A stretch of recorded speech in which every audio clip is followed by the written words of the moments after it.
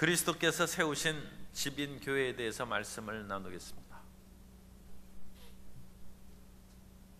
옛날에 제가 어렸을 때 돌집이 있었는데, 이 돌로 만든 집이 상당히 겨울에는 따뜻하고 여름에는 시원하고 좋습니다.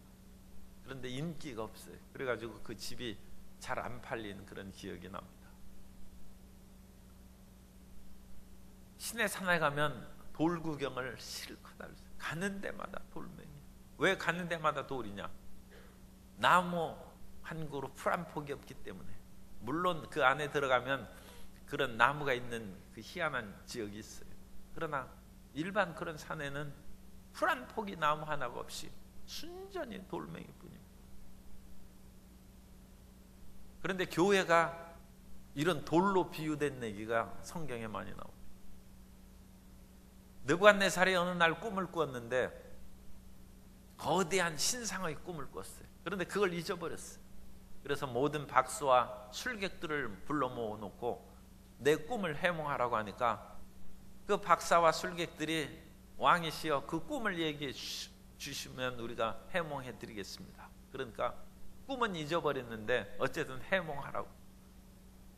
해몽 못한다고 하니까 그럼 해몽 못하면 다 처형시키겠다. 그래서 다니엘이 자기 친구들과 함께 기도한 후에 느부갓네살 왕이 꾼 꿈도 알아내고 그 꿈도 해몽합니다. 근데 그 꿈은 거대한 신상을 보았는데 그 신상의 머리는 금이고 가슴과 팔은 은이고 배와 넓적다리는 노시고 그 다음에 종아리는 철이고 발은 철과 흙이 섞여 있는 거대한 신상을 봤다. 인류 역사의 전개를 얘기해 주는 그런 신상의 꿈입니다. 그런데 갑자기 사람의 손으로 하지 않는 뜨인 돌이 날아와서 그 신상을 내리치매 그것이 산산조각이 나서 그 돌멩이들이 얼마나 많이 생겼는지 온 천하에 돌들로 가득하게 되었다. 그게 꿈 얘기입니다. 그 돌은 영원한 하나님 나라를 상징합니다. 그래서 예수님께서는 돌로 비유되기도 하고 그 돌로 교회를 세우시고 우리는 교회를 짓는 돌멩이입니다. 우리가 돌입니다.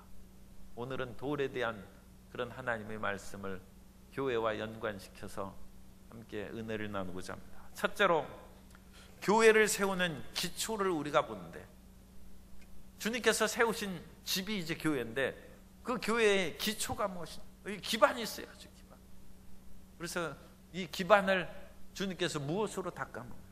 그걸 우리가 이제 살펴봅니다. 예수님의 사업이 교회를 세우는 거예요. 성도 여러분은 무슨 사업을 하고 있습니까? 사람이 하는 사업 중에서 성공하기 좋은 사업은 인간이 먹고 사는 의식주와 연관된 사업을 하는 것이 그것은 너무 많아서 그렇지 그것은 꼭 필수적인 것이에요. 사람이 안 먹고 안 입고 집이 없이 어떻게 삽니까? 그러니까 사업을 하다 보면 쉽게 그냥 떡볶이 장사한다든지 켄터키 치킨 장사한다든지 요즘에 닭 그거 요리해서 파는 것이 너무 많아가지고 순식간에 그 사업 문을 닫는다고 얘기를 하고 있지만 어쨌든 이 먹는 것이 중요한 사업입니다. 또 옷, 그것도 사람이 꼭 옷 안 입고 살 수는 없죠.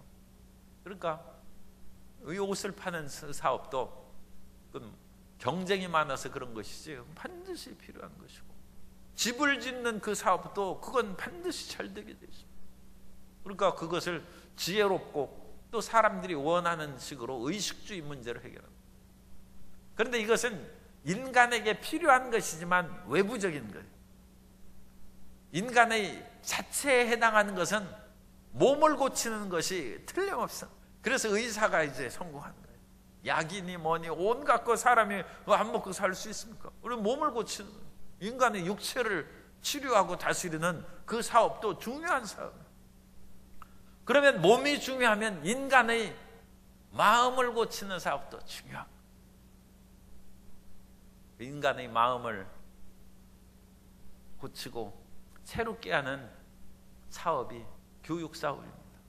교육이 그러므로 인간의 삶에 있어서 거의 정점에 해당하는 그런 사업. 그런데 오늘날 대학의 그런 교육이 너무 사업적으로 가서 그야말로 참다운 교육을 행하지 않고 돈벌이로 하는 것이 이제 부작용이죠. 그런데 이것은 정말로 인간이라면 사람답게 살기 위해서 정신교육을 해야 됩니다. 그런데 예수님께서는 이 총체적인 의식주하고 몸도 고치고 마음도 교육시킬 뿐만 아니라 영원한 천국 백성으로 만드는 영혼을 건지는 사업을 하세요. 그 사업이 교회입니다. 그래서 교회에서는 우리의 필요한 일용할 양식도 주실 뿐만 아니라 그것보다 더 중요한 것은 몸도 치료하고, 그것보다 더 중요한 것은 마음을 고치고, 그것보다 더 중요한 것은 영원한 천국 백성으로 만드는 것입니다.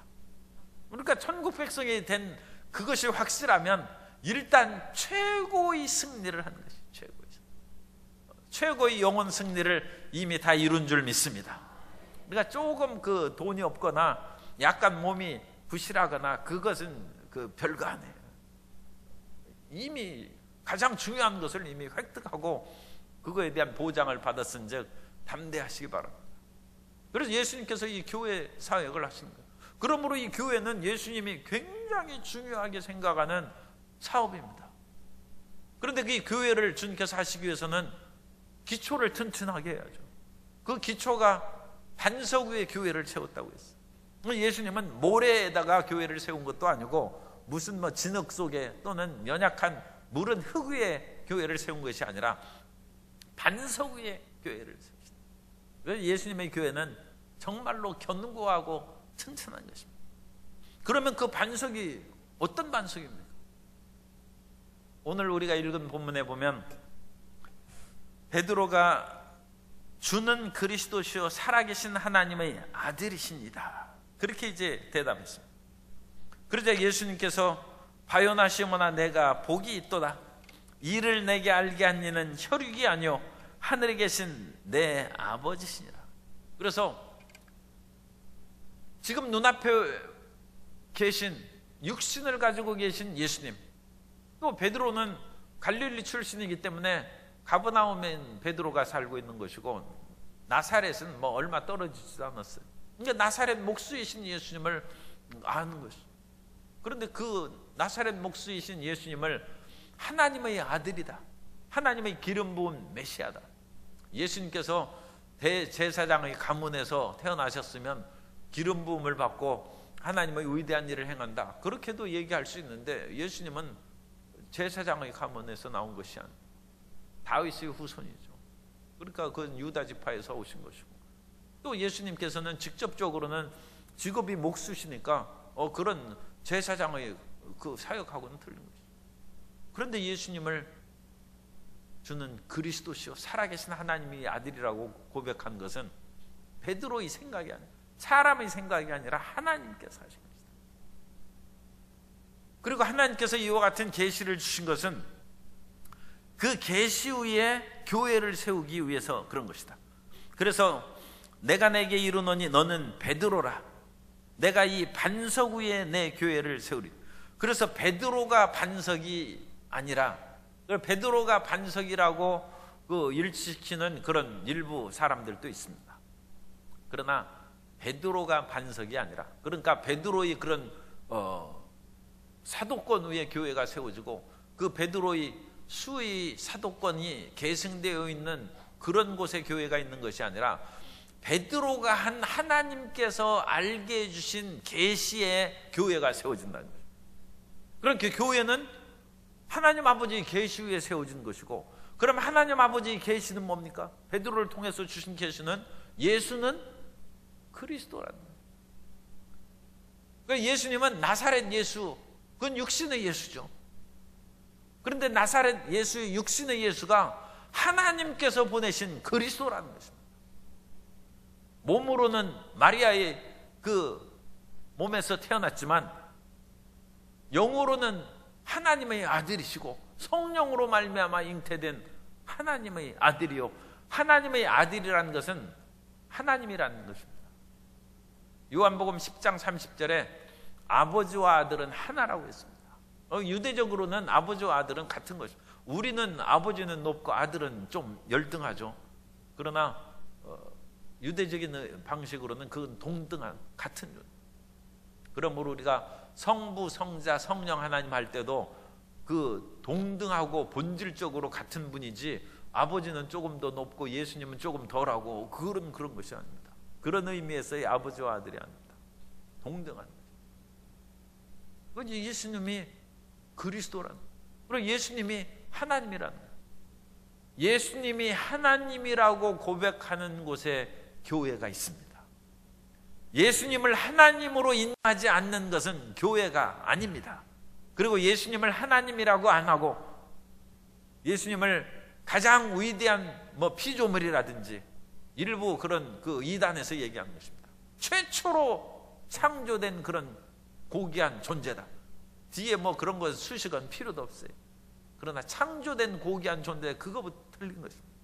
예수님은 창조되신 분이 아니라 창조하신 하나님이십니다. 그러므로 예수님이 그리스도다, 예수님이 하나님의 아들이라는 그 반석 위에, 그게 기초입니다. 그게 교회의 기초.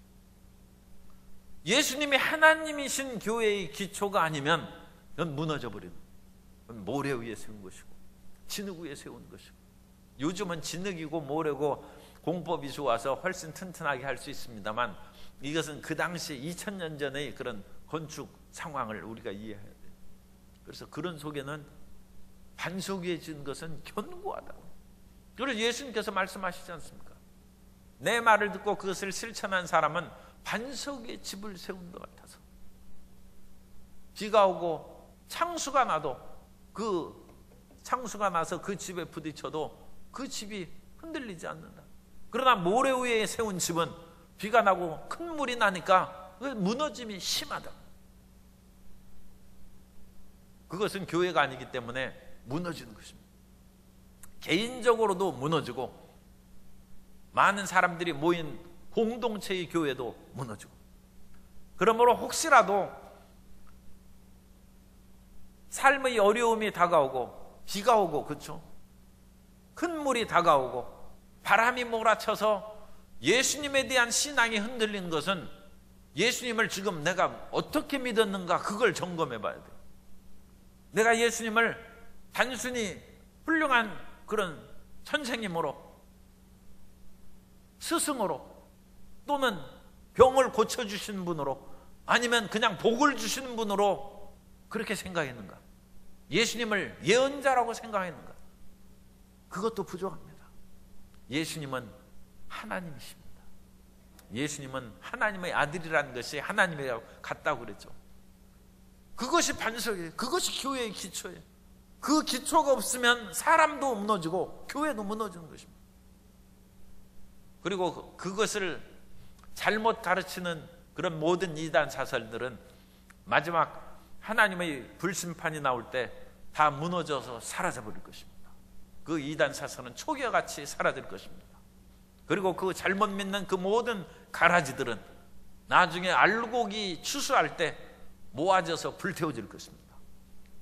가라지가 평소에 하나님께서 뽑으신다고 그 안 돼 있지 않습니까, 성경에? 왜냐하면 가라지를 뽑다가 교회가 시끄러워지는 거예요. 가라지를 뽑다가 믿음을 가진 사람도 뽑혀져서 혹시라도 어려움에 빠지거나, 아니면 알곡의 뿌리가 흔들리면 그 사람이 교회 봉사를 못해요. 교회 다니는 것만으로 충분하지 않습니다. 우리는 부끄러운 구원을 받기 위해서 그 교회 다니는 것이 아니라 면류관을 받기 위해서 교회 다니는 것입니다.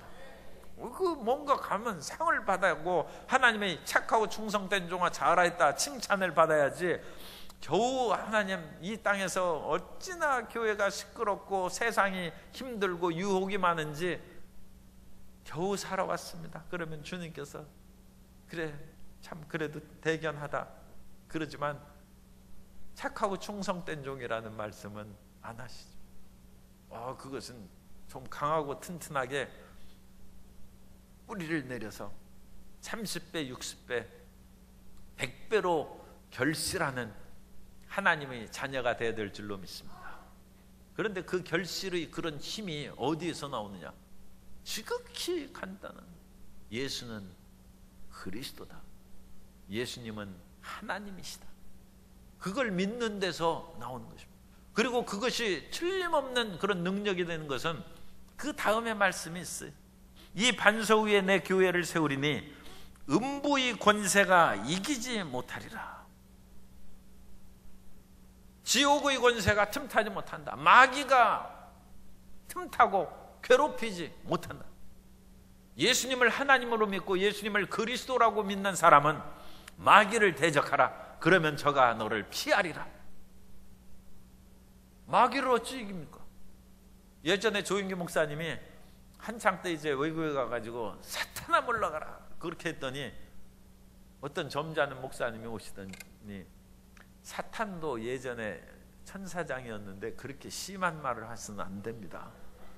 이 젊은 이제 조인규 목사님 보고 그렇게 그래가지고 목사님이 아니 그런 무슨 그런 해괴한 얘기를 하느냐고, 마귀를 대적하라 그러면 저가 피하리라고 성경이 되어 있는데 그 무슨 얘기를 해서 사탄을 대접해주는 그런 말을 합니까? 그런데 어떤 사람은 사탄이 상당한 수준에 있는 것처럼 덜덜 떨고 무서워하고 그러고 있어요. 우리가 보면 인간으로서는 무섭죠. 그러나 우리는 예수님은 그리스도의 그 권세를 가지고 있기 때문에 예수 이름으로 사탄을 쫓아. 예수님이 하나님이십니다. 예수님을 일부 이단에서는 최초의 피조물이라고 얘기하기 때문에 그런 사람들은 일종의 예수님을 가장 큰 천사처럼 얘기하는 것이죠. 그럼 같은 동급의 그런 천사들이 그런 식으로 서로 싸우지 못하죠. 그런 데서는 귀신을 못 쫓으면 그런 이단 종파가 있어요. 기독론이 잘못된 거죠. 그리스도에 대한 그런 그 견해가 잘못된 것이죠. 그러나 우리는 어찌됐든지 예수는 그리스도요, 하나님의 아들이요, 하나님이시라는 것을 굳게 믿음으로 그 기초 위에 우리의 신앙을 세우고 그 기초 위에 함께 지어져가는 교회를 세워야 됩니다. 성경에 보면 사도들이 또 이와 같은 교회의 기초라는 언급이 있어요. 그거에 대해서 말씀을 드리면 에베소서 3장 20절에 보면 너희는 사도들과 선지자들의 터 위에 세우심을 입은 자라. 그리스도 예수께서 친히 모퉁이 돌이 되셨느니라.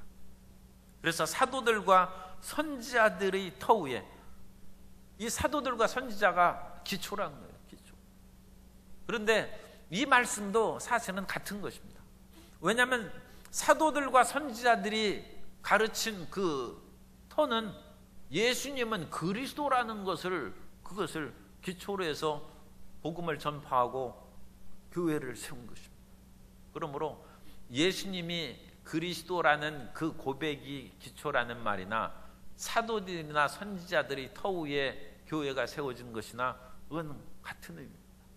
그래서 우리는 어떠한 일이 있어도 예수는 그리스도, 예수 그리스도가 이름인 줄 아는데 예수 그리스도는 이름이 아니라 신앙 고백입니다.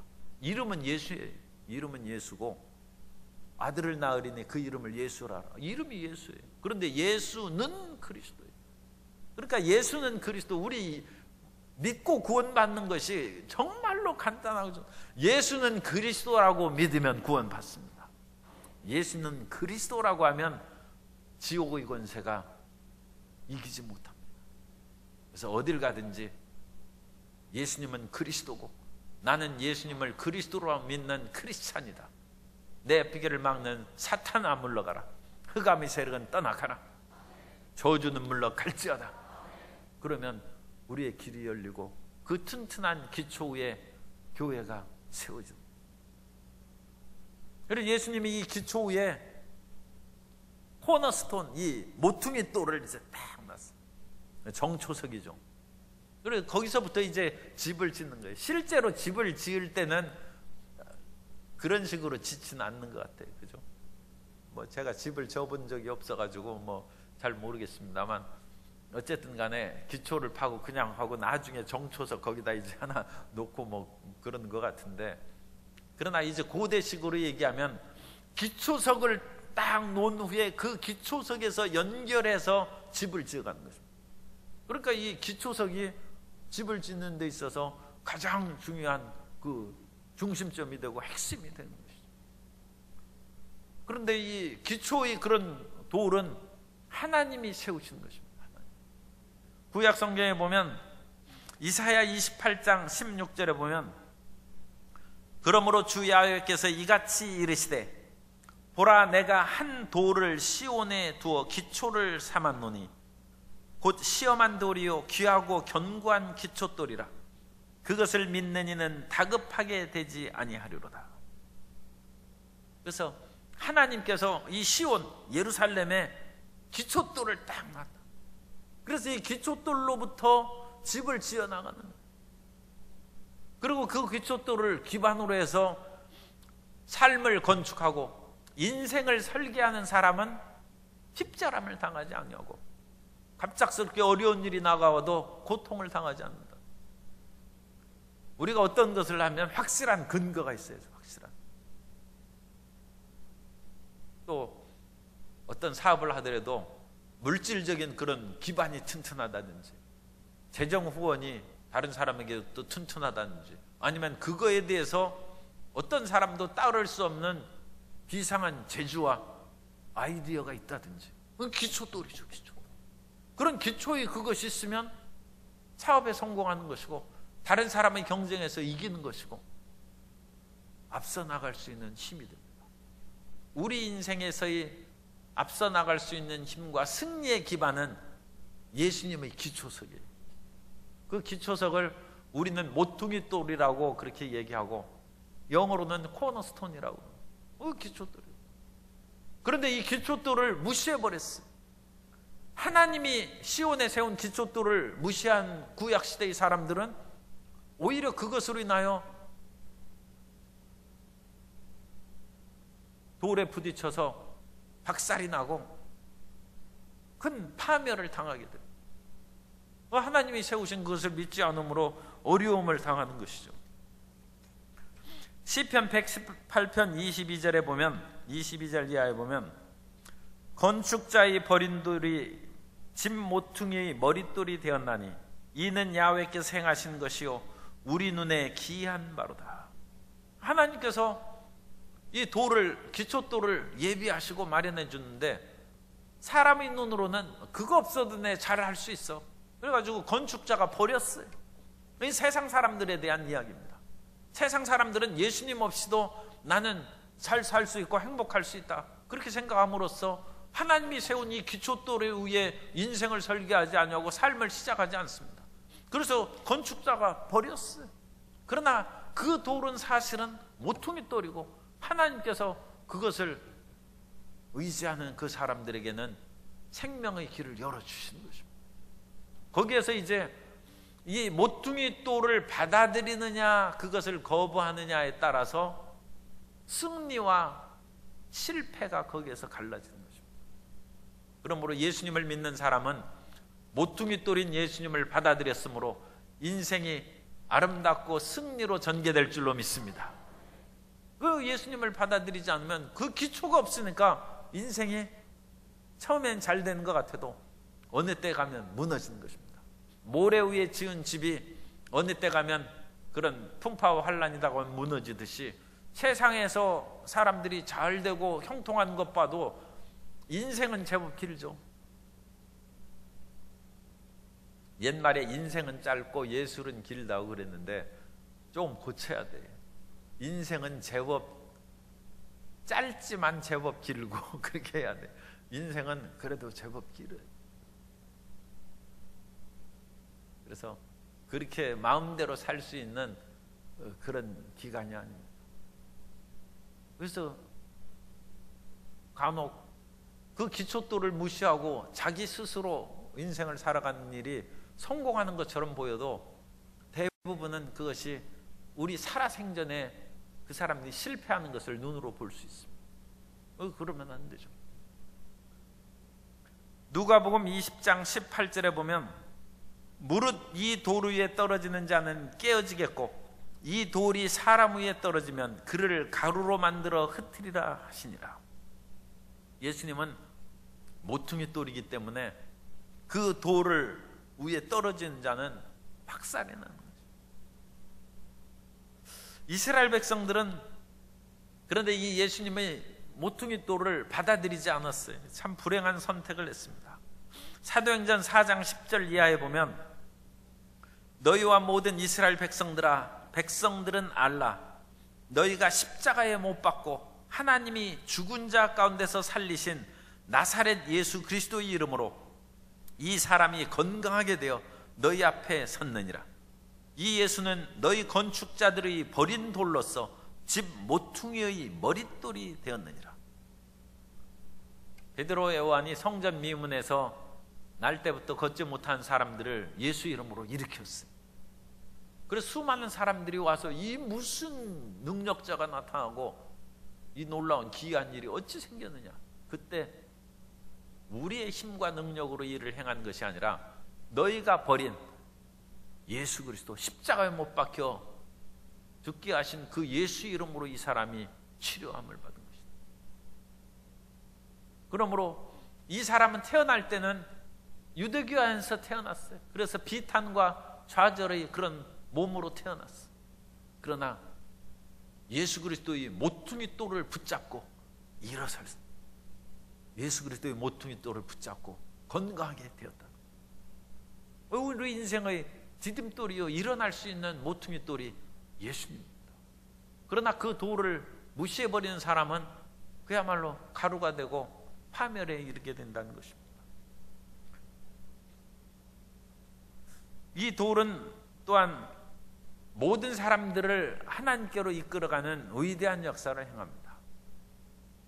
모퉁이 돌을 이제 딱 해놓으면 이것을 이제 실제 건축은 제가 모르니까 그러니까 이 성경적인 그런 가르침에서 제가 말씀드린 거기에서부터 이제 좌우로 퍼져나가면서 집을 짓는 거예요. 그러니까 모퉁이 돌인 예수님이 계시고 그 예수님을 중심으로 해서 우리 한 사람 한 사람이 돌멩이가 되어서 돌이 되어서 교회라는 집이 지어진 거예요. 그 밑에 기초의 그런 것은 예수는 그리스도라는 신앙이 대지고 그 대지 위에다가 모퉁이 돌을 예수님을 딱 모시고 거기에다가 우리 믿음의 형제 자매들이 하나씩 하나씩 모여지면서 교회라는 집이 건축되어 올라가기 시작하는 거죠. 그래서 이 예수님의 그런 집이 세워지는데 이 집이 세워지는 돌은 유대인들만 세워지는 유대인 돌멩이들만 놓여지는 것이 아니라 이방인들도 거기에서 세워져서 그 집이 어마어마하게 커지는 거예요. 옛날에는 하나님의 전을 유대인들만 세웠어요. 그래서 유대인이 그 이스라엘 백성이라고 말하겠습니다. 유대인은 현대적 용어니까 이스라엘 백성들만 성전에 들어갈 수 있고 이스라엘 백성들만 손으로 인해서 성전이 세워진 거예요. 심지어 다윗 같은 사람도 전쟁을 너무 많이 해서 피를 많이 흘렸기 때문에 하나님께서 평화의 성전을 짓는 것은 솔로몬에게 그것을 지으라고 하실 정도로 유대인 이스라엘 사람들 가운데도 더 선별되고 정결한 사람을 통해서 성전을 지었고 그 성전은 이스라엘 사람이 아니면 못 들어가요. 그 당시에는 남녀 차별이 좀 있었어요. 그리고 여자들을 또 못 들어가고 여인들의 뜰은 한계가 있고 그 여인들의 뜰을 지나서 이스라엘 남자들이 들어가고 이스라엘 남자들이 들어갈 수 있는 뜰을 지나서 제사장의 뜰이 있습니다. 그러면 제사장이 일하는 뜰이 있고 이스라엘 남자들이 거기까지 들어가는 뜰이 있고 그 바깥에는 이스라엘 여인들이 들어가는 뜰이 있고 그 밖에는 이방인의 뜰이에요. 그 이방인들은 성전 경내로는 못 들어가고 그 성전 경내하고 이방인들이 하는 뜰 사이에는 거기엔 담이 쳐져 있어요. 그리고 그 담으로 들어가는 자는 죽임을 당할 것이라는 그 경고 문구가 쓰여 있어요. 그래서 유대인과 이방인이 나눠져 있어요. 나눠져서 하나님의 집으로 함께 지어지지 못했습니다. 그런데 이제 예수님께서 오셔서 이 담을 허물어 버렸다는 거예요. 이 담을.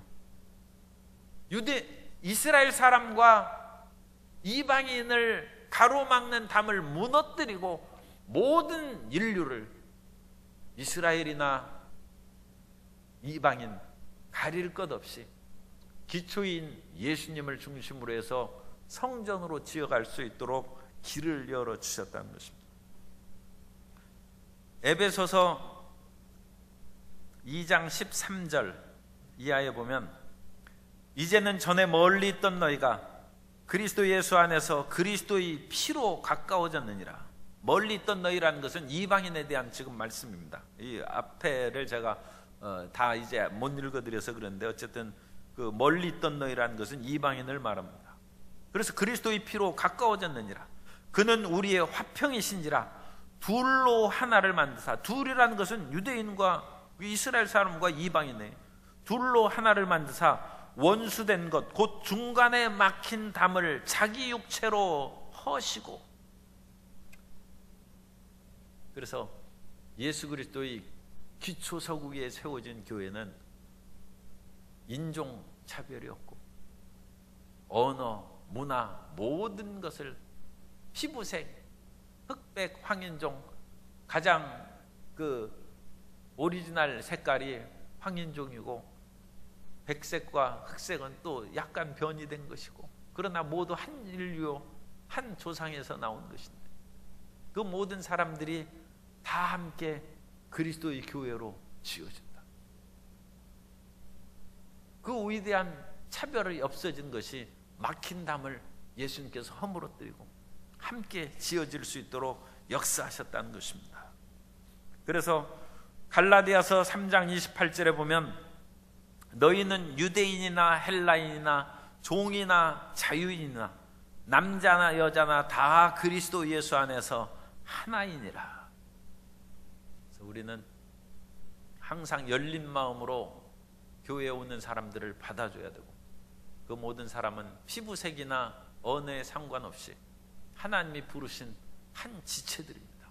하나님께서 함께 지어지기를 원하고 계시고, 그 속에서 중심은 예수님이 기초석이죠. 그 안에서 이 교회는 어마어마하게 커지고 확장됩니다.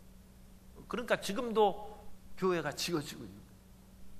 우리가 있는 이 교회는 지금 다 지어졌습니다만 이건 지역교회죠. 지역교회고, 주님께서 하시는 그 보편적인 그 교회, 그 교회는 아직 완성이 안 됐어요. 지금도 지어지는 거예요. 지금도 지어지고, 우리 한 사람 한 사람도 믿음이 지금 성장하고 있습니다. 그 믿음이 성장하는 것이 교회가 성장하는 것입니다. 교회를 성장하는 때 항상 그 밖에 있는 것만 찾지 말고 자기 속에서 성장을 찾으세요. 내 믿음이 성장하면 교회가 성장하는 거예요. 다른 안 믿는 사람을 교회에 모셔오면 교회가 성장하는 거예요. 그 두 가지가 병행해야 돼요. 내 내면의 질적 성장과 외적인 양적인 성장이 같이 있어야 교회는 참으로 튼튼하고 아름다운 교회가 될 줄로 믿습니다. 그래서 자기는 믿음이 부실하고 그런데 자꾸 다른 사람만 그와 같이 그 성장하라고 하는 것은 그것은 너 자신을 잘 살피라고 또 예수님께서 말씀하시는 거예요. 그래서 우리 자신도 끊임없이 성장해야 되고, 더 나아가서 안 믿는 사람을 끊임없이 불려 들어와서 그 벽돌이 새로운 재료가 들어와야죠. 벽돌이 견고하게 질적으로 만들어지는 것도 중요하고, 또 새로운 벽돌이 끊임없이 들어오는 것도 중요하고, 그럼으로써 하나님의 교회는 계속 성장하는 것입니다. 그래서 하나님의 교회는 계속 성장합니다. 한국 교회가 침체기라고 할지라도 저는 그렇게 생각하지 않습니다. 그것은 지금 외부적인 양적 성장으로 침체기가 됐다는 것이고, 이 침체기 동안 많은 크리스찬들은 지금 반성하고 각성하고 깨어 있어서 질적으로 내면적으로 나는 성장하고 있다, 그렇게 생각하고 있습니다.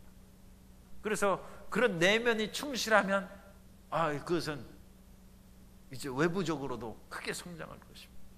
그래서 하나님께서 한국교회를 사용하시고 또 우리 교회를 그와 같은 질적 성장, 이 질적 성장을 하기 위해서는 우리의 내면의 모든 상처와 아픔이 치료되어야 됩니다. 그래야 우리가 다른 사람을 받을 수 있어요. 왜 그렇습니까? 내가 강해야 내 위에 벽돌이 놓이죠. 내가 예수님 믿은 지 50년 됐는데 그러면 튼튼해야지. 이게 부실하면 위에 벽돌 놓으면 이 집이 온전하겠어요? 기웃건거리고 흔들리죠. 그러니까 내가 튼튼해야죠. 그래야 내 위에 교회가 튼튼하게 다른 사람이 세워지고 그 위에 또 세워지고 또 세워지고, 그래야 벽돌로 올라가는지, 그 밑에 있는 그 먼저 믿고 10년 20년 50년 믿은 사람이 비실비실하는데 그 위에다가 세우면 이 교회가 그 흔들거리죠. 그러니까 그 성장의 중요한 역할을 우리 한 사람 한 사람이 한다는 것을 알고 우리가 더욱 튼튼하고 강하고 믿을 만한 하나님의 크리스찬으로 변하는 것이 교회 성장의 지름길입니다. 그럼으로써 우리가 그 위에 성장에 기여하고, 그것이 딱 되면 주님께서 그 위에다 벽돌을 놓는 것이죠.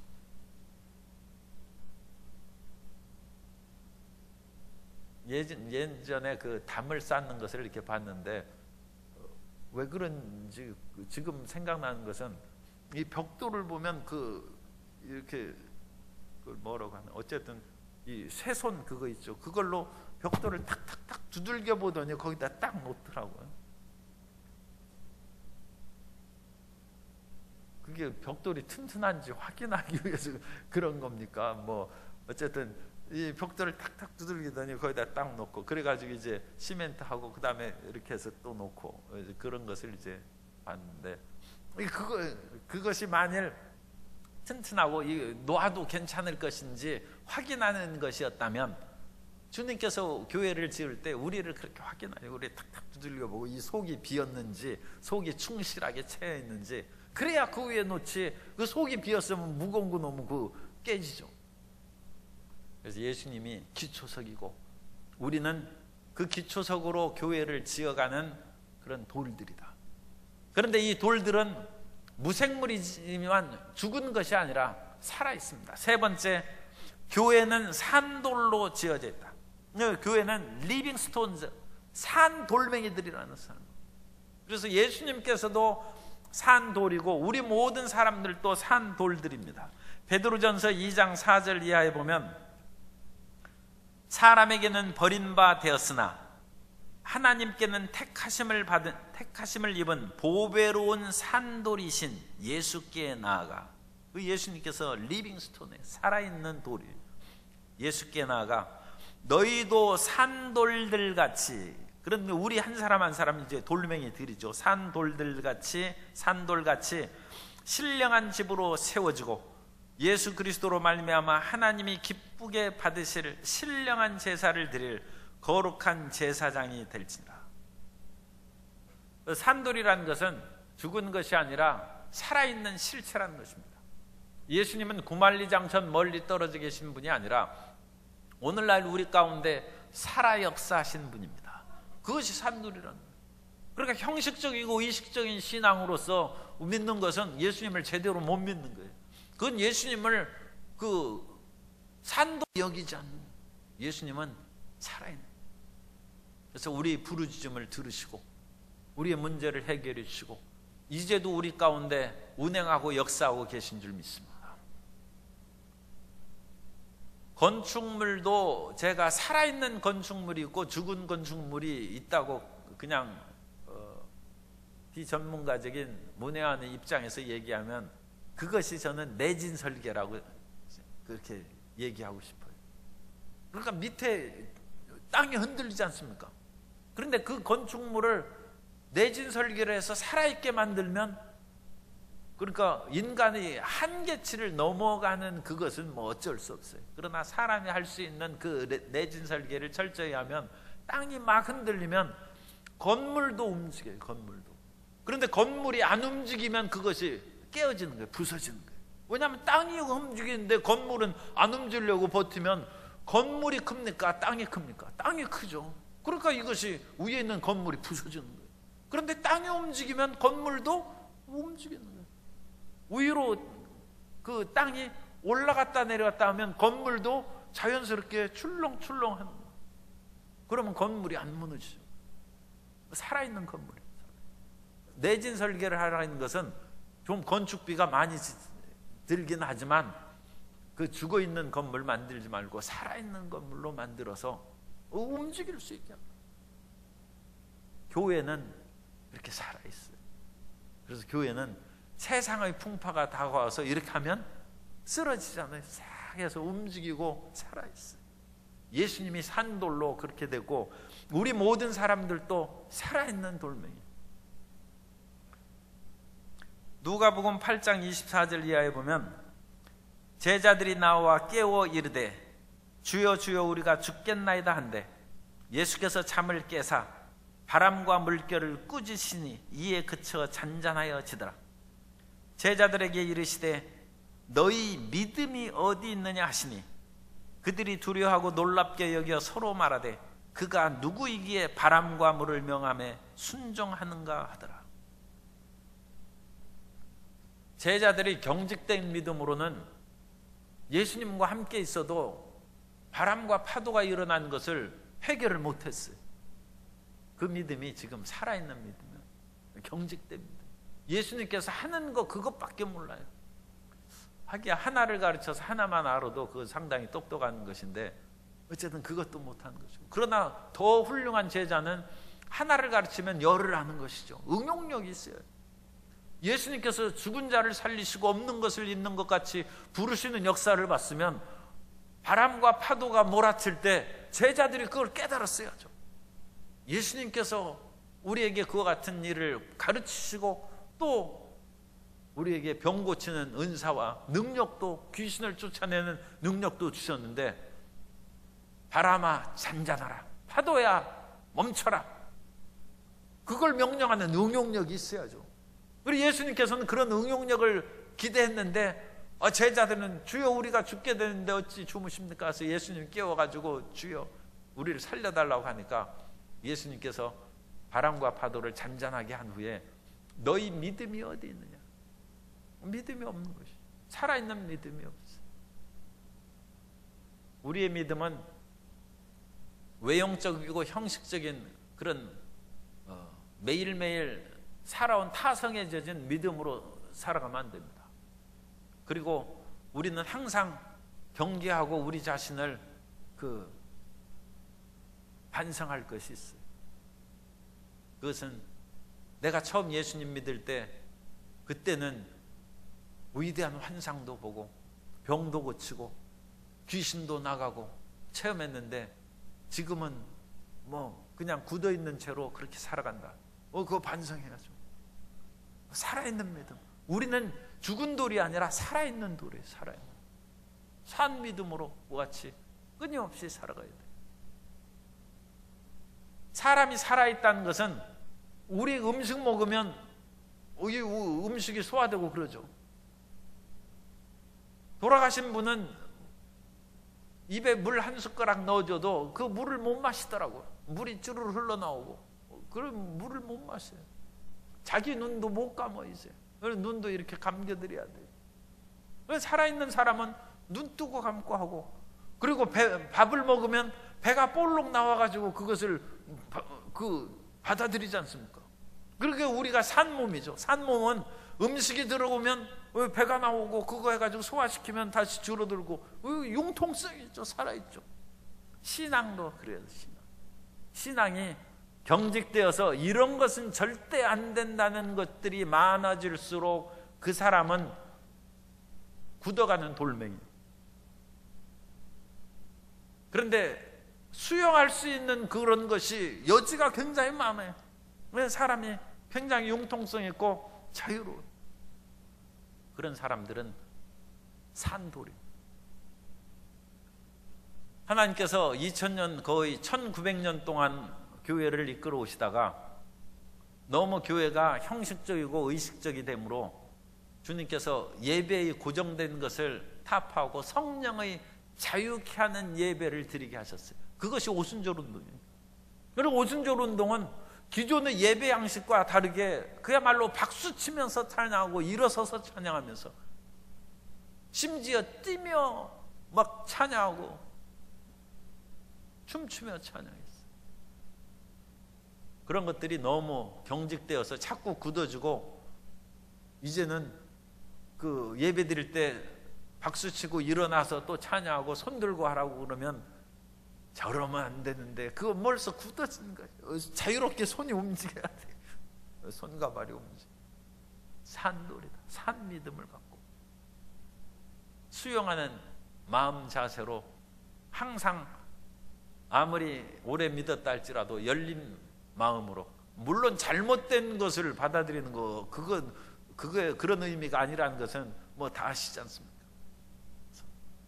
그런 열리고 융통성 있고 포근하고 따뜻한 그런 믿음으로 지내시기 바랍니다. 그리고 그런 믿음이 가져야 다른 사람하고 연합할 수 있어요. 그래서 우리는 에베소서 2장 21절에 있는 것처럼 그 안에서 건물마다 서로 연결하여 주 안에서 성전이 되어가고, 자기가 딱딱이 굳어진 돌멩이가 돼서는 어떻게 연결하겠습니까? 다른 거하고 손을 잡아야 서로 간에 접착력이 있어서 연결이 되죠. 서로 연결하여 주 안에서 성전이 되어가고, 너희도 성령 안에서 하나님이 거하실 초소가 되기 위하여 그리스도 예수 안에서 함께 지어져 가느니라. 끊임없이 결합하고 서로 돕고 의지하고 이해하고 용납하며 살아가는 성도 여러분 되시기 바랍니다. 그래야지 자기의 주관과 모든 것을 딱 정해놓고 절대로 이것 이외에는 타협할 수 없다, 너무 경직된 거예요. 그런 마음을 버리고 자기 것을 버려서 다른 사람을 받아들여주는 열린고 부드러운 사람, 그렇게 되면 신앙의 상처도 안 받고 다른 사람에게도 힘과 용기를 주고, 또 그와 같은 부드러운 마음을 가져야 서로 연결이 된 것이죠. 연결이. 자기만 딱 똘똘 뭉쳐 있으면 다른 사람이 어떻게 들어오겠어요? 기관과 부서도 참, 이 시간이 됐습니다만 더 이 얘기를 꼭 하려고 했는데 지금 잊어버릴 뻔했어요. 어떤 기관과 부서가 자기 안에서 너무 견고하게 그 단결력을 가지면 다른 사람이 못 들어옵니다. 그것은 부드러운 살아있는 돌이 안에, 그것은 그 안에 다이아몬드가 된 것이죠. 다이아몬드는 좋은 것이지만 우리는 다른 것이 못 들어온 다이아몬드가 돼서는 안 되고, 돌멩이 안에 또 다른, 그러니까 이건 분명히 돌인데 다른 돌을 딱 대면 붙어야, 그래서 이만해 커지는 그런 돌이 돼야 돼요. 그래서 기관과 부서들의 다른 사람을 받아들이고 수용하고 이해하는 폭넓은 사랑의 공동체, 그런 기관과 부서들이 되시기를 주님 이름으로 축복합니다. 오늘 돌에 대해서 우리가 말씀을 나눴습니다.